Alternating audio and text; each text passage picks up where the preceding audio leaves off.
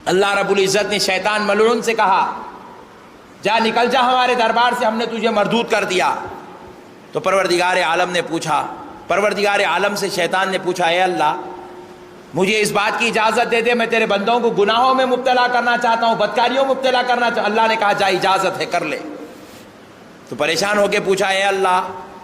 میں تیرے بندوں کو گناہوں میں بدکاریوں میں مبتلا کرنے کی بات کر رہا ہوں اور تو مجھے اجازت دے رہا ہے؟ تو پروردگار عالم نے فرمایا ہاں میں تجھے اجازت دے رہا ہوں، جا تو بہکا لے میرے بندوں کو۔ تو اللہ سے پوچھا اے اللہ آخر ایسی کیا بات ہے میرے مولا جس کی وجہ سے تو مجھے اتنی بڑی اجازت دے رہا ہے کہ میں تیرے بندوں کو زنا میں، چوری میں، گندگی میں، برائی میں پھنسا سکتا ہوں؟ تو پروردگار عالم نے فرمایا نادان، ہم نے تجھے قوت دی ہے اور اپنی قوت کا تو غلط استعمال کر کے لوگوں کو بدکاریوں، گناہوں، تباہکاریوں کی طرف لے جانا چاہتا ہے، لے جا۔ ہم انہی گناہگاروں میں سے چند مخلصوں کو پیدا کریں گے، وہ مخلص کے ارد گرد میں بھی جو بیٹھ جائے گا اس مخلص کی برکت سے وہ بیٹھنے والوں کے گناہوں کو بھی معاف فرما دیں گے، وہ بیٹھنے والوں کی توبہ کو قبول کر لیں گے۔ وہ میرے مخلص بندے کی تو نماز ہی ہے، ان کی صحبت میں بھی جو نماز پڑھ لے اس کی نماز کو بھی قبول کر لیا جائے گا۔ بسم اللہ الرحمن الرحیم۔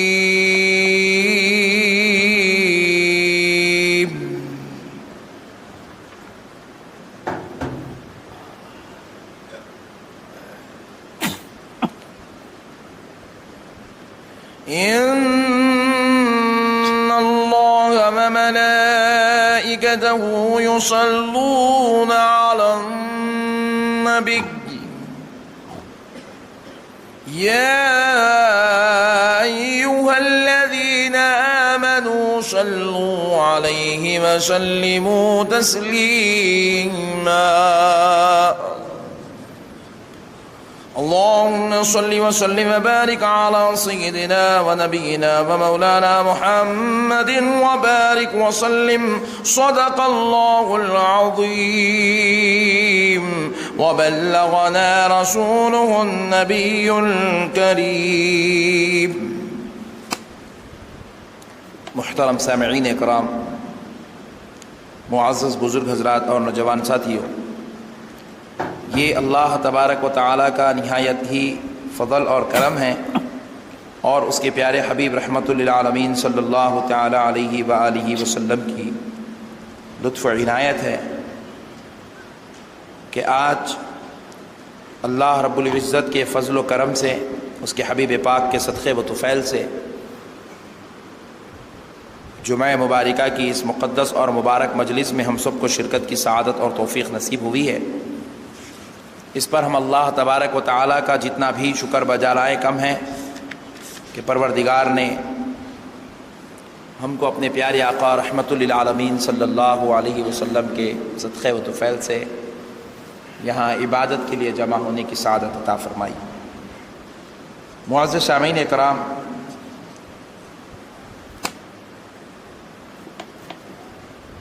اللہ تبارک و تعالیٰ کو بندے کا جو عمل سب سے زیادہ پسند ہوتا ہے،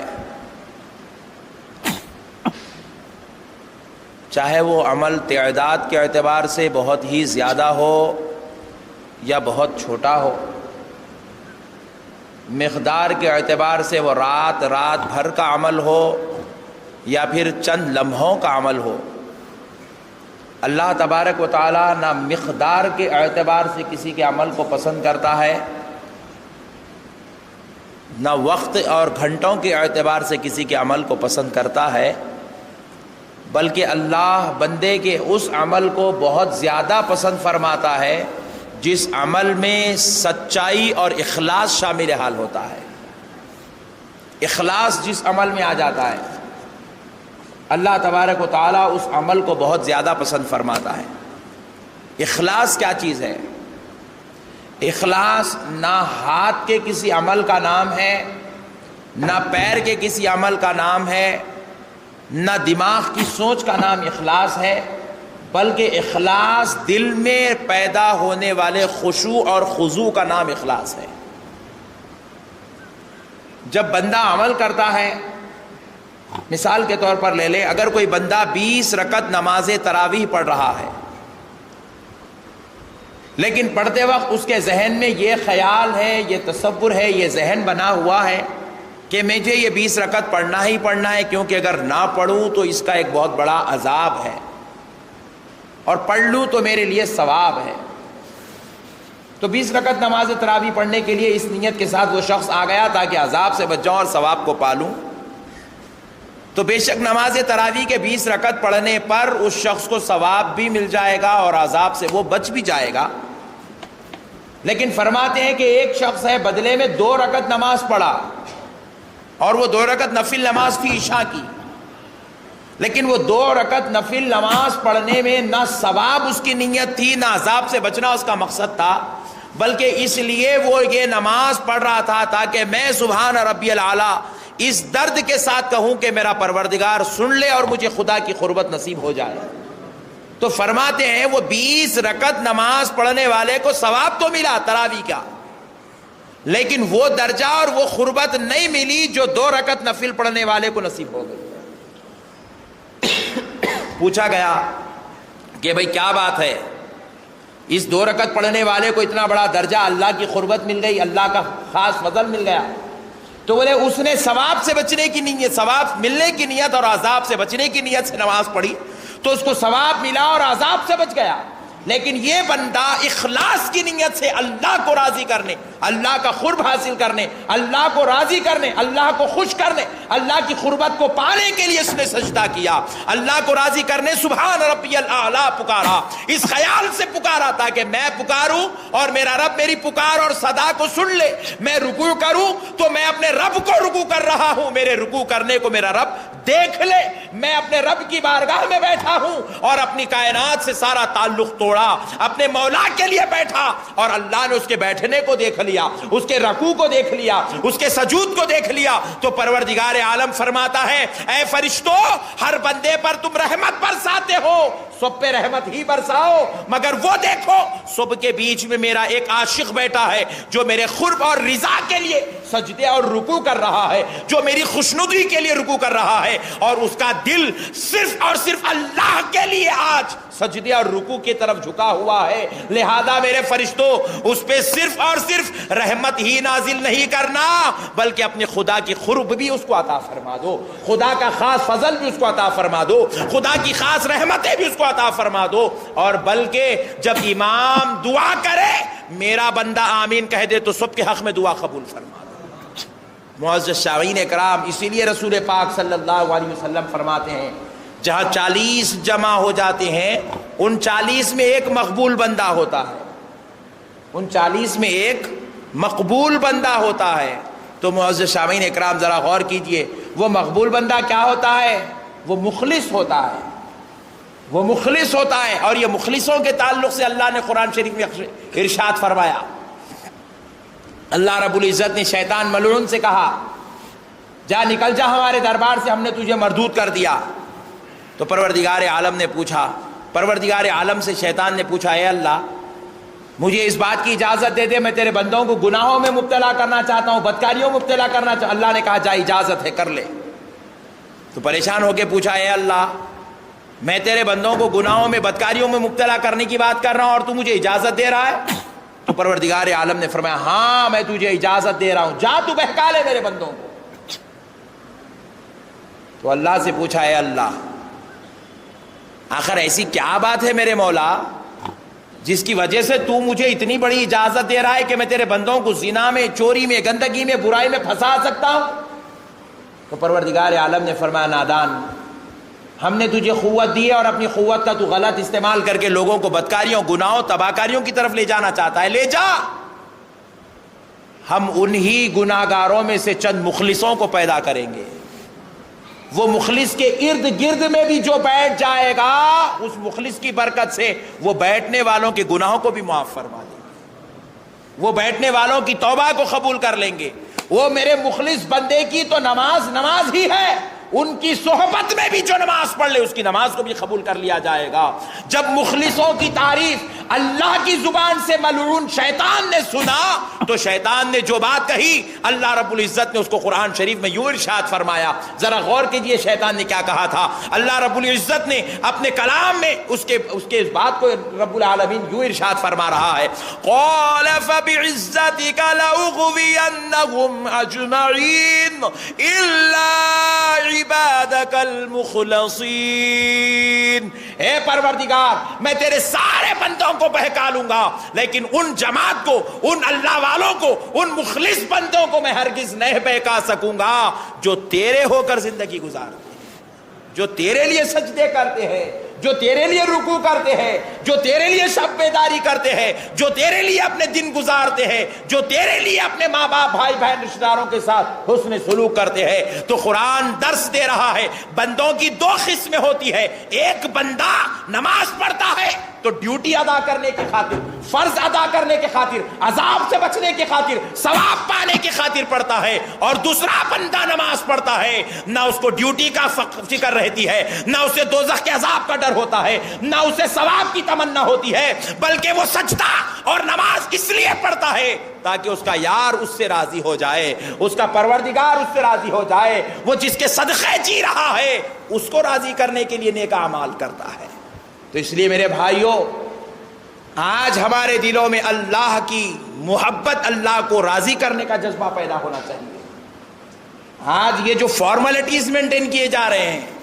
لوگوں کو پکڑ پکڑ کے سنایا جا رہا ہے تم داڑھی چھوڑو گے تو اتنا ثواب، مسواک کرو گے تو اتنا ثواب، رکوع کرو گے تو اتنا ثواب، سجدے کرو گے تو اتنا ثواب، یہ ساری باتیں حق ہے، نعوذ باللہ انکار نہیں ہے، سنانے والے غلط نہیں سنا رہے، صحیح ہے۔ لیکن دیکھیے مثال کے طور پر اس کو سمجھاتا ہوں، آپ کہہ رہے ہیں مولانا یہ بھی صحیح ہے، پھر کہہ رہے ہیں کہ یہ کیا بات ہے، تو میں ایک ایگزامپل دیتا ہوں تاکہ آپ کو بات آسانی سے سمجھ میں آ جائے۔ دیکھیں جب بچہ چھوٹا ہوتا ہے، جب بچہ چھوٹا ہوتا ہے اور وہ بیچارہ سائیکل چلانا سیکھتا ہے یا گاڑی چلانا سیکھتا ہے تو اس کے والد یا اس کا بھائی اس کے پیچھے بیٹھتا ہے، بیٹھ کر کہتا ہے کہ یہاں بریک مارنا چاہیے یا گیئر ڈالنا چاہیے یا ریس کرنا چاہیے یا پیر رکھنا چاہیے یا یوں ٹرن لینا چاہیے، ٹرن لیتے وقت ادھر دیکھا جاتا ہے، یہ ساری ٹریننگ ہو رہی ہے۔ لیکن جب بچہ ماشاءاللہ سے پورا مکمل طور پر ٹرینڈ ہو جاتا ہے تو اب اس کو ٹریفک کے اصول یا گاڑی چلانے کا طریقہ نہیں سکھایا جاتا، بلکہ گاڑی اس کے ہاتھ میں دے کر ایک ذمہ داری کے ساتھ اس کو چھوڑ دیا جاتا ہے۔ تو اب یہ جو مسلمانوں کو ٹرینڈ کیا جا رہا ہے کہ داڑھی چھوڑو اس کی یہ ثواب ہے، ٹوپی پہنو اس کا یہ ثواب ہے، مسواک کرو اس کا یہ ثواب ہے، یہ ٹریننگ ہو رہی ہے۔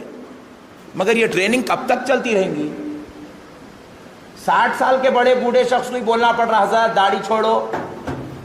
50 سال کے شخص کو ہی بولنا پڑ رہا بھائی آپ کو اسلامی لباس پہنو اس کا یہ ثواب ہے، دسترخوان بچھاؤ۔ ارے کب تک ٹریننگ ہوتی رہیں گی؟ آخر ذمہ داری کب لیا جائے گا؟ یہ ٹریننگ مدرسوں میں ہوتی ہے، یہ ٹریننگ کی اللہ اور اس کے رسول نے ایک عمر دی ہے، کہا 14 سال تک جوان ہونے سے پہلے مکمل اسلام کی تربیت، مکمل ٹریننگ ایک بچے کی ہو جانی چاہیے۔ جب وہ 14 سال کا ہو جائے تو مصطفیٰ جان رحمت فرماتے ہیں اب اس کو نماز کی یا کوئی روزے کی ٹریننگ نہیں، بلکہ میرے مصلی پر امام بنا کر کھڑا کر دیا جائے تاکہ اس کے کندھے پر ساری امت کی نماز کا بوجھ ڈالنے کی ذمہ داری اس کی سپرد کی جائے۔ معزز سامعین اکرام،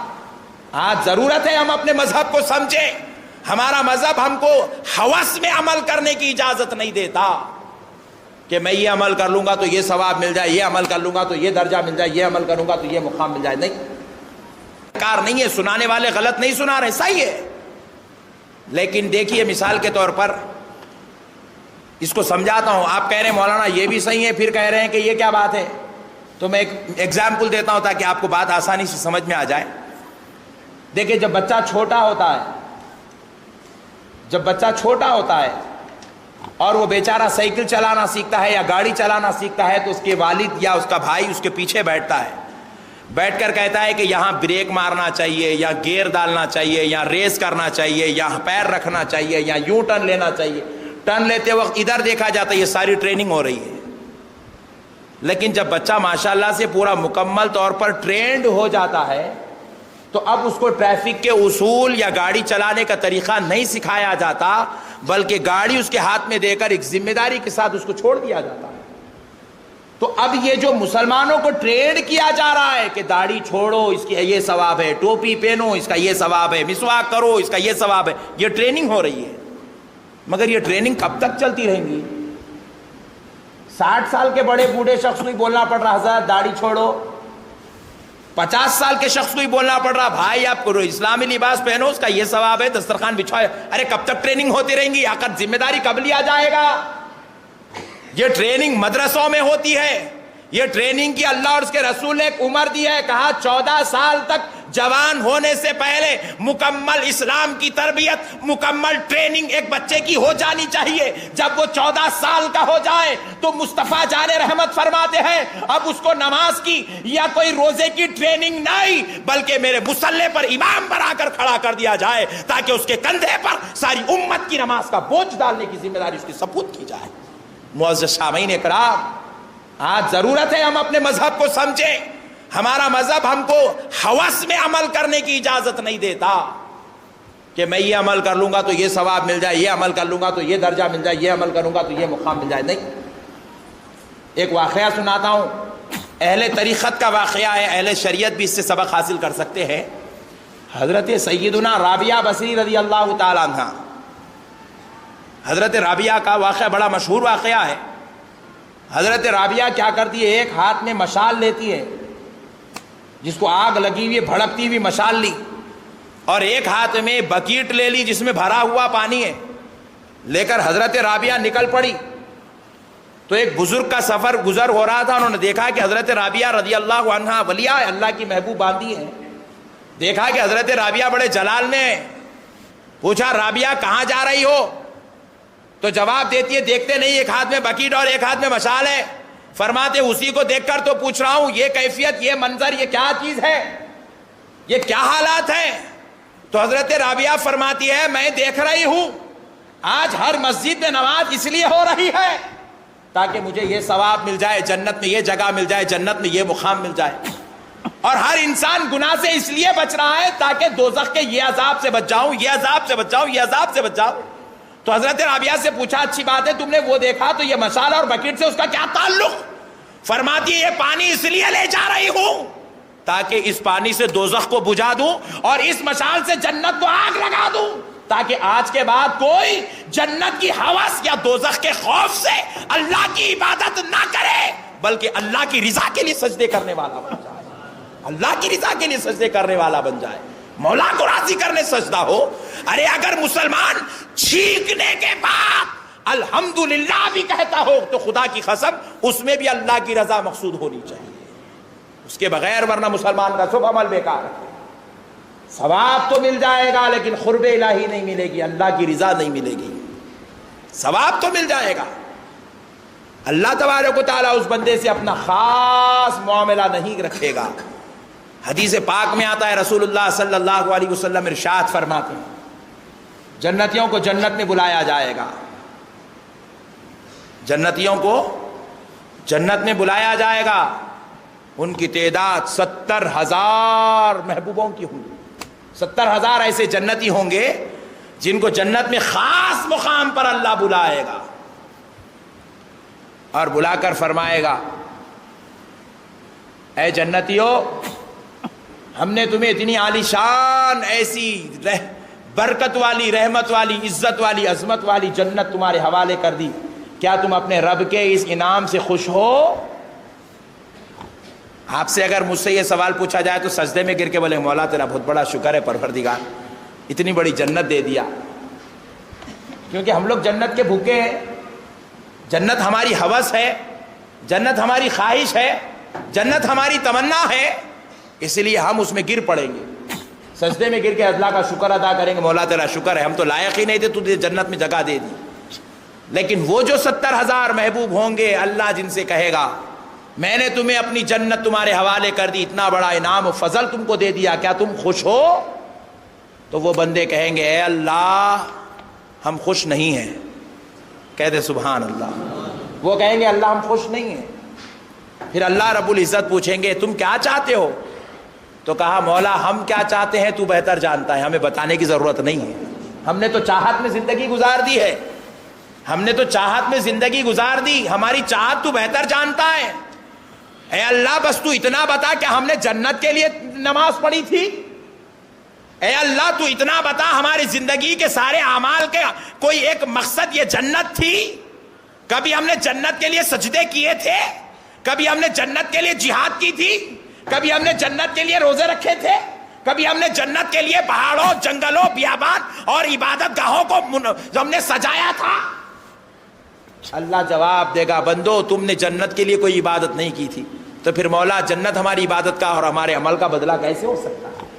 تو پروردگار عالم فرماتے ہیں اچھی بات ہے بندو، لو میں تمہارے لیے عرش پہ جگہ رکھ دیتا ہوں، لو ہم نے تمہارے لیے عرش پر کرسیاں سجا دیے، 70,000 نور والی کرسیاں عرش پر سجائی جائیں گی، اور کہے گا کہ میرے بندو جاؤ وہ عرش بری پر بیٹھ جاؤ، عرش اعلیٰ پر بیٹھ جاؤ، ہم نے تمہارے لیے نور والی کرسیاں سجائی۔ پروردگار عالم سے وہ بندے پوچھیں گے اے اللہ کیا ہم نے وہ نور والی کرسیوں پر بیٹھنے کے لیے سجدے کیے تھے؟ سبحان اللہ، کہے مولا ہم کیا نور والی کرسیوں پر بیٹھنے کے لیے سجدے کیے تھے؟ کیا وہ کرسی ہماری تمنا تھی؟ کیا وہ عرش ہمارا مسکن تھا کہ ہم نے عرش کی محبت میں تجھے سجدے کیے تھے؟ تو مولا کہے گا نہیں کیے تھے۔ تو پھر پروردگار عالم پوچھیں گے بندو تم چاہتے کیا ہو؟ تو کہتے ہیں اے اللہ تیرے اور ہمارے درمیان کے یہ پردے اٹھا، ہم تیرا دیدار کرنا چاہتے ہیں۔ اللہ 70,000 پردے اٹھا کر اپنے بندوں کو اپنا دیدار سے مشرف فرمائے گا، اور فرماتے ہیں اللہ کی نورانی تجلی، نور والا جلوہ دیکھ کر وہ بندے چیخ ماریں گے اور کہیں گے اب ہماری تمنا پوری ہوئی، اور بے ہوش ہو کر گر جائیں گے۔ 70 سال تک وہ دیدار الہی کا نشہ ان سے پر طاری رہے گا۔ جب وہ نشہ اترے گا پھر اٹھیں گے، اور مولا پوچھے گا بولو اب کیا چاہیے؟ بولے مولا جب ہم نے جی بھر کے نہیں دیکھا تھا پھر دیکھنا چاہتے ہیں۔ مولا پھر جلوہ دکھائے گا اپنا، پھر چیخ ماریں گے، بے ہوش ہو کر گر جائیں گے، پھر 70 سال تک اللہ کا دیدار کا مزہ اور نشہ ان پر طاری رہے گا بے ہوشی میں۔ پھر اس کے بعد پھر جب ہوش آئے گا پھر تمنا کریں گے، اللہ پھر جلوہ دکھائے گا۔ فرماتے ہیں بس یہ سلسلہ عشق ایسا ہی چلتا رہے گا، اللہ اپنے محبوبوں کو اسی شان کے ساتھ رکھے گا، اور جب جب وہ تمنا کریں گے ان کو اپنے دیدار سے مشرف کرتا جائے گا۔ عاشق یہ ہوتے ہیں، اللہ کی بندگی اس لیے ہوتی ہے۔ معزز سامعین کرام غور کریں اللہ سے کیسے پیار کرنا ہے۔ اللہ رب العزت نے قرآن شریف میں ارشاد فرمایا وَالَّذِينَ آمَنُوا أَشَدُّ حُبًّا لِلَّهِ، جو لوگ ایمان والے ہوتے ہیں، ایمان سے مراد یہ انتہائی کمال کے درجے کا ایمان، انتہائی ایمان۔ ایمان کی بھی کئی کیٹیگریز ہے، ایمان بعض مرتبہ بالکل 70 شعبوں میں ایمان کو تقسیم کیا گیا۔ رسول اللہ فرمائے ایمان کے 70 شعبے ہیں، 70 ڈگریز ہیں ایمان کی۔ ان 70 ڈگریوں میں جو اعلیٰ درجے کی ڈگریز ہیں، اعلیٰ درجے کا ایمان جو ہے، رسول اللہ فرماتے ہیں ان کے تعلق سے اللہ فرما رہا ہے کہ وہ اللہ سے انتہائی محبت کرتے ہیں، انتہائی محبت، ایسی محبت اللہ سے کرتے ہیں کہ اس کی محبت میں نہ انہیں اپنی خبر رہتی ہے، نہ اپنے گھر بار کی فکر رہتی ہے، نہ انہیں اپنی ذات میں کوئی مزہ آتا ہے، نہ انہیں کسی اور میں کچھ مزہ آتا ہے۔ وہ اللہ کی ذات میں مکمل فنا ہو جاتے ہیں، وہ اللہ کی ذات میں مکمل فنا ہو جاتے ہیں، مکمل مولا کی محبت میں غرق ہو جاتے ہیں۔ تو معزز سامعین کرام اس کی تفسیر میں علامہ ابن عساکر رحمۃ اللہ علیہ یوں بیان کرتے ہیں والذین آمنوا اشد حبا للہ، اس کی تفسیر میں بیان فرماتے ہیں اللہ رب العزت بروز محشر اپنے سارے بندوں کے حق میں جنتیوں کے لیے جنت کا، دوزخیوں کے لیے دوزخ کا فیصلہ کر چکا ہوگا، اور پھر اس کے بعد پروردگار عالم اپنے وہی 70,000 محبوب جن کو جنت میں دیدار سے مشرف کیا جائے گا، انہی محبوبوں میں سے اور 70,000 فریق محبوبوں کو اللہ بلائے گا، بلا کر پروردگار عالم ان سے کہے گا ذرا دوزخ کے سامنے کھڑے ہو جاؤ، کھڑے کر دیے جائیں گے۔ اور پھر کافروں میں جو شدید قسم کے کافر ہیں، ایسے 70,000 شدید، انتہائی شدید کافروں کو بلایا جائے گا جو امام ہیں ان کے، جو ان کے گرو کنٹال بنے ہوئے ان کو بلایا جائے گا، بلا کر کہے گا تم بھی ٹھہر جاؤ، اللہ کھڑا کر دے گا اور کھڑا کر کے کہے گا دیکھو میں خدا ہوں، یہ تم جس کی پرستش کر رہے تھے یہ خدا نہیں ہوتے۔ ایک ایک کو اللہ پکڑے گا اور ایک پتھر جس کو انہوں نے خدا بنا لیا اس کو دوزخ میں پھینکے گا، ایک جانور جس کو انہوں نے خدا بنا لیا ان کے سامنے اس کو دوزخ میں پھینک دے گا، ایک بت جس کو انہوں نے خدا بنا لیا اس کو دوزخ میں پھینکا جائے گا، ساروں کو دوزخ میں پھینکے گا، پھینک کر کہے گا اے بت پرستو تم ان کی پوجا و پرستش میں اپنے وقت کو، اپنے گھر کو، اپنے کام کو، اپنے کاج کو، اپنے وقت کو لگا دیا کرتے تھے، ان کے سامنے کھڑے ہونا تم اپنے لیے جو ہے بندگی محسوس کرتے تھے، اب تمہارے خدا دوزخ میں جل رہے ہیں، تم سے کہا جاتا ہے کہ تم اپنے خداؤں کے ساتھ جاؤ۔ تو وہ سارے 70,000 انتہائی درجے کے جو بت پرست ہوں گے وہ کہیں گے اے اللہ جن کو ڈالنا تھا تو ان کو ڈال دیا، اب ہمیں کیوں ڈالتا ہے؟ تو پتا کیا چلا کہ یہ لوگ اپنے خدا کے ساتھ اتنی بھی محبت نہیں کرتے کہ خدا کو جلتا ہوا چھوڑ دیے، اپنے معبود کو، اپنے بت کو جلتا ہوا چھوڑ دیے اور خود آگ سے بچنا چاہتے ہیں۔ کہا نادانو تم تو دنیا میں اتنی محبت کرتے تھے کہ ان کی محبت میں تم لوگوں سے لڑنا، مارنا، جھگڑنا، فتنے فساد پسند کرتے تھے۔ ارے نادانو یہ میرے بندے ہیں، ذرا ان کو دیکھو، یہ میرے عاشق ہیں، میں ان کا خدا ہوں، یہ میرے چاہنے والے ہیں۔ کہا اے میرے عاشقوں، 70,000 محبوبوں ولیوں کی طرف، مخلصوں کی طرف اللہ توجہ کرے گا، کر کر فرمائے گا اے میرے عاشقوں اگر میں یہ کہوں کہ تم دوزخ میں کود جاؤ اور میں راضی ہو جاؤں گا تو سارے 70,000 بیک آواز ہو کر کہیں گے اے اللہ تجھے تیرے عزت و جلال کی قسم تو کہہ کے تو دیکھ ہم دوزخ میں کودنے کو بھی تیار ہیں۔ اللہ کہہ رہا ہے، اللہ کے بندے کہہ رہے ہیں اللہ تو کہہ کے تو دیکھ تیری رضا کے لیے ہم وہاں بھی کودنے کے لیے تیار ہیں۔ تو پتا کیا چلا، جو محبوب ہوتا ہے نہ وہ دوزخ سے ڈر کے عبادت کرتا ہے نہ جنت کی ہوس میں عبادت کرتا ہے، وہ صرف اور صرف مولا کریم کی رضا کے لیے عبادت کرتا ہے، اللہ کی خوشنودی کے لیے زندگی گزارتا ہے۔ میرے بھائیوں، بیوی، بچوں، دوستوں، احباب، خاندان، قبیلہ، رشتہ دار، عزیزوں، کاروبار، تجارت، ملازمت، یا رات ہو کہ دن، شب بیداری ہو کہ شب روزی، ہر وقت بندے کا تصور صرف ایک ہو کہ میرا مولا مجھ سے راضی ہو جائے، میرا رب مجھ سے راضی ہو جائے۔ اللہ کی رضا کے لیے اللہ کے محبوب کہتے ہیں اے اللہ تو کہہ کے تو دیکھ تیری رضا کے لیے ہم دوزخ میں کودنے بھی تیار ہے۔ تو اللہ کہتا ہے دیکھا عاشق یہ ہوتا ہے کہ اپنے مولا کی رضا کے لیے وہ دوزخ میں بھی کودنے تیار ہو جائے، اور بدبختو تم کیسے عاشق ہو